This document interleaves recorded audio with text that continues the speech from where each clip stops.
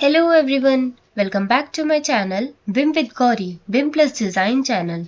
So guys, today we are looking at something that every Revit user like Revit beginner get confused about, the difference between slope arrow and modify sub elements. So guys, by the end of this video, you will know exactly when to use which through simple examples. Okay, so let's get into the video and understand this basic concept. So guys, I am using Revit 2024. Here I'll be creating a floor and then show you how these two different slopes work. Okay, so at first we will be discussing slope arrow. So I am editing this floor boundary here. Slope arrow option is available. So guys, here you can add the slope arrow in the floor. So just think where this slope arrow is used. Slope arrow is used when you want to create a slope in just one single direction. As you can see, this arrow is going in just one direction. Just think of a parking ramp or a roof that slopes from one edge to the another, like this is going from this one edge to this other edge. Okay, so now here I'll be adding slope. So see, this is the slope arrow and this is the head. There here arrow is the head of the slope arrow and this is the tail of the slope arrow. So I'll be adding different slopes at head and the tail, different heights. Here in the properties palette you see the option height offset at the tail and height offset at head. Okay, so guys, by default these slopes are added, but I'll be adding 500 at the head and 0 at the tail. So see, this part of the floor rises up in the plain single direction. See in the 3D here, this is the head and this is the tail. See, I'll be annotating this by using the slope arrow. Okay. See here, the slope is here. I'll be annotating this. Okay, so here you can just see the slope. I'll be cutting a section in order to show you the slope. Okay.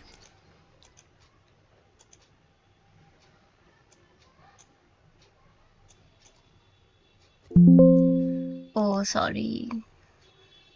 Just one simple section.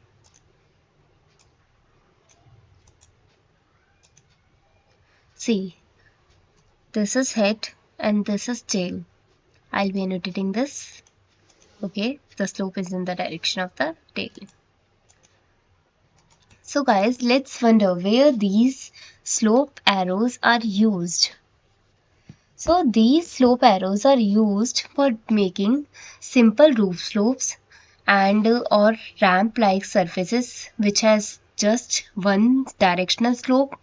Like parking slopes you can give, directional drainage slope you can also give by this.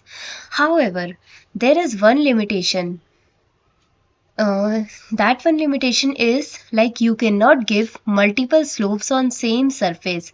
Slope arrow becomes difficult in such situations. Okay, so guys, at next we are discussing the second type of the slope, that is slope by using modify sub-elements. I'll be creating a floor again to make you see different type of slope. Okay, so here I have selected this floor and created this floor. So you can see the option of modify sub-elements here. So I can enable this option by just clicking on this. Here I can give the slope at all the edges of the floor. So just think where modify sub-elements can be used. This modify sub-element it can be used whenever you want to take complete control or at every point of and every edge of the floor. So see, this tool gives you complete control over every point and edge of the floor.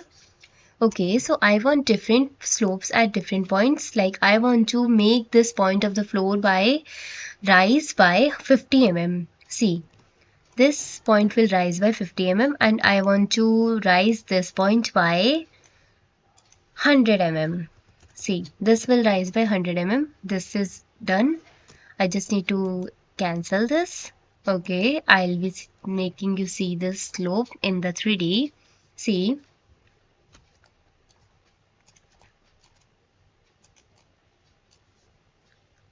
just see, I'll be adding a slope arrow.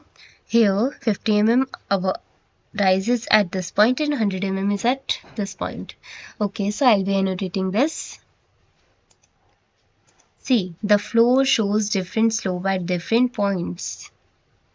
Okay, Revit has automatically shaped the floor based on these elevations. So, by using modify sub-elements, we can give multiple slope in the same floor and create realistic drainage geometry. So, this tool is very useful. So, let's see why this is very useful. By using this modify sub-elements, we can create complex slope in the floors. This is basically used for bathroom drains, for courtyard drains, outdoor or flat surfaces. The only drawback using this modify sub-elements is like by this we can manipulate the floor in any direction, but it actually makes the floor a bit complicated to handle. Whenever you want to edit it later, it becomes a bit difficult. Okay, so that's all. Here we can see these both in the section. I have cutted a section from both. See, they in the first floor, which we have created using the slope arrow. Here you can see a slight slope, a complete slope, and here by using the modify sub elements, it shows slope at only points, not in the whole floor. So that is the basic difference between the two kinds of slopes that Revit provide us. Guys, I've created a simple comparison for you. See, here is a simple comparison. Slope arrow and modify sub-elements. What kind of slope you can give by slope arrow and modify sub-elements? Single direction slope and multiple direction by modify sub-elements. Control. By using slope arrow, you can only control the start and the end of the slope slab. And by using modify sub-elements, you can control any point, any edge. And slope arrow is best for using roofs, ramp and parking. Modify sub-elements is best for toilet, courtyards and landscape. And slope arrow is very simple.